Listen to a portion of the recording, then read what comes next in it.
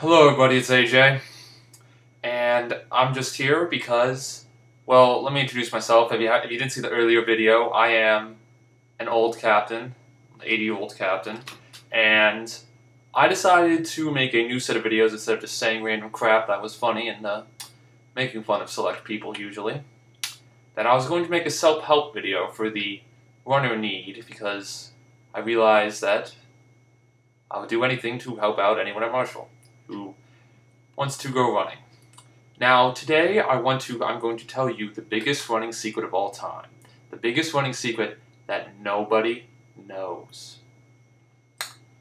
That running secret is so secret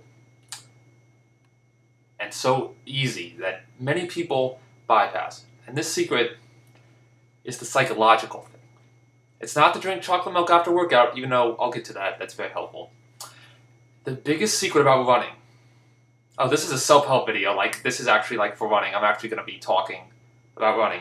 Running is probably one of the most like in life, is very huge psychologically. I love you too, Mom. That's my mom. She's going to bed. And the biggest thing about running, is that the best runners I've learned. I've been reading about this book about this story. I'm going to tell you a story like I always tell the Alan Webb story. Is that there are these runners in Mexico called the Tarahumara, which I believe is Spanish for running man. Maybe not roughly, but ancient Spanish. You good Spanish geeks, because cross country's got a lot of smart people who you should ask for tutoring if you are having trouble. Ask Natasha. She's really smart. And the biggest thing about these Tarahumara is that they run secluded. They can run like 100 miles without resting, without stopping. They're just really good. And the thing about these, they run for 3 days. They would have 3-day races, and one of them they ran 450 miles, roughly the distance from New York to Detroit in 3 days. 450 miles. That is a lot of running. That's like a solid 8-minute mile pace right there, man. That is some. You may think, oh, 8-minute mile, but 450 miles. Come talk to me. Come talk to me when you can do that. And you're going up hills, and they would scale. They're on the Sierra Madre, which is a very huge mountain, which they would scale mountains. And the reason was they did this so much. And so what happened once is Mexico acquired these guys, and they're like, well, maybe they can help us win the Olympics. So Mexico kind of convinced these guys, and the Tarahumara, I'm not even pronouncing this guy's name right. It's doing bad to them. They're secluded. They live in the mountains. Like, they've been untouched by civilization. One of the few tribes in the world never touched by anybody. And so Mexico, some explorers learned about these guys, and they traveled back and found them. And so the Tarahumara, and so people decided to get them for the Olympics. And so in like the 1920s, 1930s, some year like that, there's the Mexico City Olympics, which I believe is, well, I think it's when Jim Ryan did, so I think it's the 50s, or maybe it's the 60s. They got them to run the marathon, and they did horrible. The Tarahumara did horrible. They were like, what the hell? And then no one cared about them after that. And the thing was, and so then another time, this other guy tried to get them to run the Leadville 100, which is a huge race in Leadville, Colorado. It's the highest occupied city in the United States. And sorry, I'm taking a lot of time on this, but I'm going to get to a point here. And but then this time the Tarahumara won it, and they won by a lot. They like killed everyone. Everyone thought they were super athletes, and this was in the 90s. And so they got them to come back the next year, and they won again, and they couldn't lose. And so these like ultra marathoners, like the best around the world, who had the best stuff, who had the best nutritions available, and the Tarahumara, they're Indians. They are secluded. They have nothing. They have never tasted sugar in their lives. They don't have Gatorade. They don't have the best stuff. They have treadmills. They just run on the mountains. They don't have anything. And so the best people with the best equipment in the world, Nike contracts, shoes, everything, the best recovery stuff, they tried to beat them, but they couldn't beat the Tarahumara at a race. And one guy was saying that one time he was beating the Tarahumara for like 75 miles, but finally the Tarahumara, he was racing, and he thought he was alone, but then he just heard a crackle, and one of the tribesmen, Tarahumara tribesmen, just passed him. And he said that he was so shocked that when he looked at him, because he was smiling, because it looked like he wasn't tired at all, that he just quit, that it just made him quit, that he was done. And that is the truest secret of running right there, is when that guy saw it. He didn't realize it right there, but that was it, is that the Tarahumara were happy. They didn't care about the money, the medals, the losing weight, the nice butt, the nice abs, the good looks, the girls. They didn't care about any of that. They just had fun. They just did it for the fun, man. They loved it. They loved that pain. They loved just going at it. And that was the best thing ever for the Tarahumara. And that was why that guy stopped, because he was in for the money, the medals. They didn't care. That was nothing to them. They didn't have the Olympics. They didn't have anything. They just ran for fun. They ran, when they ran against, it was not competitive at all. They would have race, they run in their village every day. They race people, but it is not a competition. It's just a friendly village thing they do. They'll run 60-mile races. But that was it. That was the biggest secret I can tell you guys, is that they love to do what they do. They didn't do it so, like, I pray that no one on this team does cross-country just to put it on their college resume or to suck up the coach. I mean, if we had a captain like that, that would be terrible. I mean, I don't think there will ever be a captain like that who sucks up the coach or does that. But if there ever was, I just hope that they never come like to be on this team, because that is the true secret. You have to be like the Tarahumara. You have to love running deeply and sincerely, because if you don't, you cannot be the best runners possible. That is why they were so good. And to today, ultramarathoners challenge the Tarahumara, and they will not beat them in a distance over 100 miles. They have never been beaten, probably never will be beaten, because they choose. Oh, and the Tarahumara, it's in a book. Oh, do I have the book here? It's Born to Run. You can read it. They have the exact story I just told you.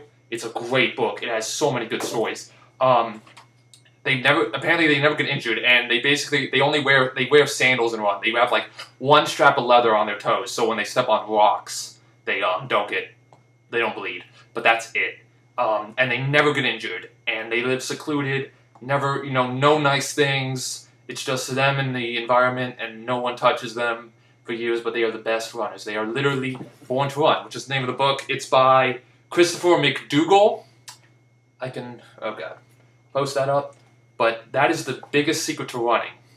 Now, I'm going to try, besides that, so the psychological aspect of running is above all, is you have to genuinely love running. Because if you think you don't like it, you will not achieve your peak. That is the best. That is when you've reached the hiatus of running. I can tell you another story about the great one, the great Emil Zapotek, I believe is how you pronounce his name. He was a Finnish runner, and he loved to run. He loved running so much that the Finnish team didn't care who they ran. This is in like the 1930s. And so he could sign up for as many Olympic events as he wanted. He signed up for the 10K, 6.4 miles, 5K, 3.2 miles, and marathon, 26.2 miles, just for fun, because he loves running.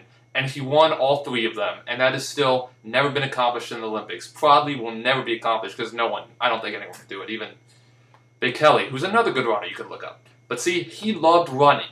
You know what he'd do? He would run miles and miles with his wife on his back. He'd take his two loves, running and his wife, and he would just run. Because he didn't do it for the love, he just did it for the love of the game. I cannot stress this, love of the game. That is very important. Love of the game, I'll just call it that, love of the game. The Tarahumara had it, and Emil Zapotek on it, is that he had the love of the game. And that is extremely important. If you have that, over time, you will beat everybody. I can almost guarantee, because a lot of people get lost in that. A lot of people think it's for different reasons. They do it. You can have a goal, and that's great, but to truly complete like the best stage of accomplishment, you should love the game. Now, physical reasons. In terms of the psychological hiatus, psychological like heaven, that is very hard to achieve. And I'm also going to give you some tips on just what you can do in high school, I guess, to achieve. You can work towards all that, and maybe you can do it. I haven't done it, so I can't really give you tips, because that's very hard to do. I'm going to try to do that. Another big thing is, after a workout, so when you run, you do not actually get better at running while you run. You get better, your body adapts to the running you just did after the workout. And so something you can really do to help this is recover really well. And I found out there's really two things you can do. You can drink chocolate milk, which I really can't explain, but trust me, it's proven. I've read millions of things on it. If anyone tells you differently, I remember we had a nutritionist last year who told us it was bad to drink chocolate milk, and that's crazy. I've read British studies, US studies, like you can Google it. I bet you the first thing comes up is like chocolate milk proven to be best study, because it's like got the best like cardio fat ratio, like it's It's good. Please don't debate me on this. Chocolate milk after workout, you will get good. Just don't have too much. And good advice is if only have it after workout, it's not worth having all the time because it's got too much sugar in it. Just have regular milk besides like any other time than after the workout. But after the workout, it's great. And try to get in as fast as possible because the longer you wait, the less your body, the more workout you get out of the workout, if that makes sense. The more benefit you get. And so chocolate milk is good, but also if you don't have chocolate milk, what you want to do is you want to have the most natural foods. Because right after you work out, your body's depleted and is trying to restore things to your body. And so you want to give it simple foods that it can directly transfer into energy. If you give it something that's very complicated, like French fries, or something that's very processed, processed is what I'm looking for, processed, then your body has to waste energy converting that food into energy, and sometimes your body converts so much energy into processing that food that it's actually negative energy and you lose energy, and so you basically waste that workout. So you want to have simple foods. What are simple foods? Here, I got a list right down here. Superfoods are like things basically found in nature. Bananas, berries, dates, figs, papayas, pineapples, and mangoes are really good, and leafy greens and walnuts are really good. So leafy greens, basically I don't really know, but anything in a salad that's green, like lettuce, is really good. Those little leaf things. Berries, raspberry, anything that's a berry. Apples here too, but basically any fruit and vegetable would be really good to have after a workout too, because your body can instantly convert that and not waste any energy on converting that, on processing that. So then you can refuel it. So then you give it more energy to help you recover from the workout. So that's a very good thing, is to eat berries. I learned that this summer, and that was really good. I did not do that in high school as much as I should. And yeah, so that would be a good thing. What else? God, I guess I'll post this video if you guys want any other helpful tips. But yeah, after workout is very essential. But psychologically, remember, think you want to just love running. You want to love what you do. Anything in life you do, if running is not for you, you're just doing it, I don't say quit if you're just doing it for running, because I know it's very hard to just do it that way, but I'm just saying at the peak, the pinnacle, that's what you want to think. You want to think, I love the game, I love running. I would do nothing else here. If there was no coach here, if there was nobody else here, I would be running 5 miles a day. I'd be trying. I would just love it. I wouldn't be trying to beat a best time because that's what the best do. I mean, you look at those competitions, but I just look at the Tarahumara and I respect those guys because they love the game. Just like, I don't know, I can't say Michael Jordan because he did not do for love the game. That man had a gambling problem.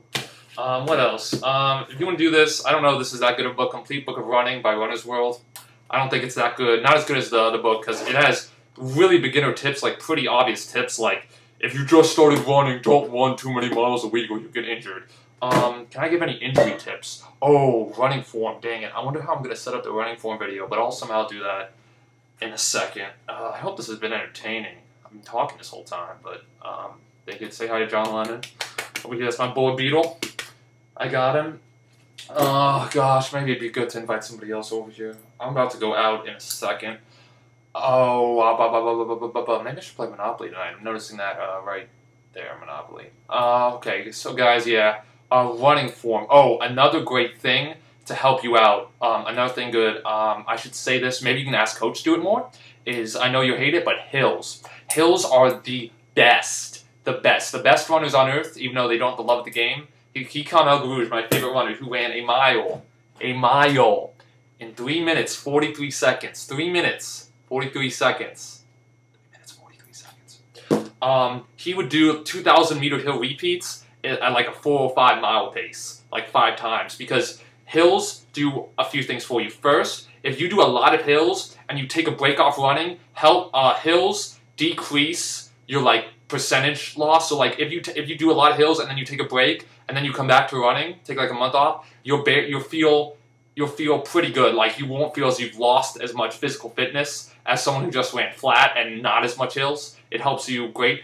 Hills also increase your sprints. Basically, okay, a coach put it this way best. Sprints are basically, hills are basically sprints in disguise, because you're just doing a hill, because you're doing the same motion. You're just trying to go fast, because by doing a hill, you're going up the vertical, and in sprints, basically, you're taking very fast steps, so your body has a little time to recover. your foot has a little time to recover because it's hitting the ground very much faster than when you're jogging or running like a long distance. And hills is basically the same thing. So you're going up an incline where your foot comes to the ground faster because you're going higher. Whereas if you're going flat, your foot has the same amount of time and a longer amount of time. Whereas if you're on a slope, you guys, if you need more in-depth explanation of this, but you should get it. Basically, it's the same thing like sprints. You have less time for your foot to recover, which that like nanosecond that it takes between, you know, this and this, it's like the difference between jogging and sprinting. I mean, you guys are from Hills. Have fun at Oatlands this year, guys. I hope you're going to that meet. Or you're not going to some major meet, I forgot. What can I say? Hills, yeah, hills are great. They help your cardiovascular. They help, they're great with form. Like if you can run up a hill. When you run up a hill, I know coach says always arms up and down, but try to keep do a little bit more side-to-side action. Not too much, not like freaking, you know, Jolly Man Roger over here, but just a little bit of cut because that just helps. I don't know why that helps. I'm not a freaking genius psychopath, but I've been reading this. I took an engineering course over the summer, and I wrote a 5,000-word essay on sports engineering on running, and I got an A on it, so that was awesome. So I wrote like a paragraph on that. But yeah, make sure it's a little bit side to side. I don't know why that works, but if you do it, I've done it. Like you feel a little bit better. You feel like it's easier to cruise and take slightly shorter strides. Usually your body just does that anyway, so I do not worry. And try to land. Yeah. And let me do a quick running form demonstration. I guess I'll make this all in one video. Maybe I'll do another video. But if you're running, God, how am I going to do this? If you are running and you want to land like this or like this. You don't want to land like this with your heel out because this injures you. And this, basically, if you land like this, you're more springy. Like if you try to, you'll bounce up more. Because your foot, well, you want to land flat. Yeah, flat on your foot. You basically want to try to have the most surface area when you land, so so you're less than a 90 degree, because the more you're at a 90 degree and plus, the more you injure yourself. And basically, when you're doing this, when you land like this, you're basically putting on the brakes when you think of it. Like, it's basically like you trying to go 60 in a car while also putting on the brakes, because you're gradually just braking, and you don't want to do that. If you do this, and you're below the threshold of this like 90 degree thing here, your body acts like a spring and just propels forward. And also, don't try to take so I hope that made sense. Again, if you don't get it, please say something. Care. I know probably some of you, all you kids, all your parents want you to get A's, all that crap. My mom just kidded if I tried my best. Like, same thing. If you care, if you want to be good, just ask. If I didn't explain it well, I have maybe I should link the video. This is a video that explains it like 10 times better than I did, because it shows you like really cool shit. I probably won't do that though.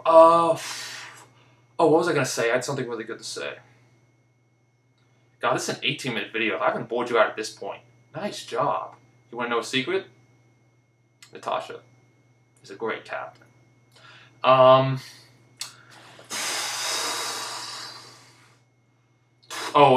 Like Alex Hall once qualified for the Chicago Marathon? No, Boston. Boston Marathon. He ran in, the world record was set at the Boston Marathon, the one he ran in, but it was unofficial. It's a long story. Look it up. What was I going to say? It's something to say. But yeah, hills, how you land your form. So when you run, you may notice, basically when you run, you're basically taking short hops, and it's basically in motion. And when you run, you want to try to make these hops as much as possible, because when you run, you only go for horizontal motion. And basically in physics, if you make vertical motion, aka you jump higher, you're fighting against gravity. And if you're fighting against gravity, means you're wasting more energy. And going vertical, jumping up, does nothing for you in running. It actually makes you worse, because the fact, I know it doesn't look like when you watch like Usain Bolt run, but the more contact you make with the ground, the faster you are. The more time because when you spend time in the air, you're basically slowing down until you take the next stride. Because it's kind of like that. Because when your foot hits the ground, you propel off it, and when you're in the air, you're just slowing down a little bit, but you really can't tell. And so try to make your lift off kind of shorter if it's really too high, because if you want to, this is really particular in long distance races, because in long distance races, oh, I forgot the video, there's a video of this too, you can, in like a 10K, which is double a 5K, which you'll be running, is you run like an additional mile up, you run like an additional half mile uphill, and you're already running 10K because you're going up, because if you only like, and the guy was only making like, every time he'd step, he'd make a 3-inch jump, like his foot would go up by 3 inches, because you know at one point both your feet are off the ground, and 3 inches over 6.4 miles added up to like half a mile. So he was running 6.4 miles plus a mile uphill. Okay, if he had made that like 1 inch, cutting that by 2/3, his time would go down so much, because he wouldn't be running that plus 1/2 mile. He'd be running like plus 200 meters up a hill. Now you can't stop this, but if you somehow lessen on this, you'll be good. Like, I think Victoria Robinson looks like she's like going like 8 feet up in the air. She watches this video. Yeah, and so make sure you do that, because that's just physics. Like, I really can't tell anything for you. Like, that, if not any of you guys are juniors or seniors, that's just obvious physics. Like, you don't want to fight gravity and wind resistance when you're going forward. I could talk racing strategy, but this video is 21 minutes, so guys, I hope you like this video. I'm going to try uploading it to YouTube, and I hope you liked it. If you have any other running things, please post. I will try to do everything else, but that, I thought was a pretty good explanation of shit. If you didn't think I did, I think I have better video links of like professionals explaining this stuff. Bye, but recap. Tarumaru, love the game. Love the game. Running form, try to keep your legs like inward like a spring. Try to reduce your like run jump, I'll call it. And what else? The chocolate milk and fruit are great after a run because of how your body works. And that is all. I hope you guys had a fun time. Bye.